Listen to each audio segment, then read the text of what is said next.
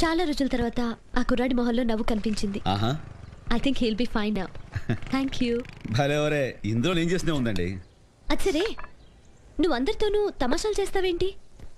అసలు నువ్వు ఇక్కడికి వచ్చింది చదువుకోవడానికా లేక అందరినీ ఏడిపించడానికా? అందరినీ కాదు, మరి ఆ లింగం గాడిని ఒక్కడనే.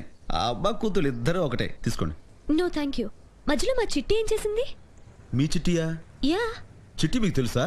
Of course, my best friend. ఆహా, పాపం చిట్టికి వాళ్ళ నాన్న చేసే పనులేవి తెలియవు. వాళ్ళ నాన్న అన్ని అదవ పనులు చేస్తుంటాడా? అన్నీ కాదు, మొన్న ఒక సంబంధం విషయంలో చాలా పొరపాటు జరిగిపోయిందని చెప్పింది. మరి అదే ఆ సంబంధానికి వెళ్ళి ఫీజు పోగొట్టుకుంది నేను. అందుకే ఈ కడుపుమంటారు. ఓ రియల్లీ? చిట్టికి తల్లి లేదు కదా, ఉంటే ఆవిడైనా వాళ్ళ నాన్నకి నచ్చ చెప్పేది. అవును, వాళ్ళ అమ్మే ఈ గొట్టంగడి బాధ పడలేక వెళ్ళిపోయి ఉంటది. చిట్టికి మాత్రం వాళ్ళ అమ్మ బుద్ధి వచ్చి ఉంటది. సునీత గారు,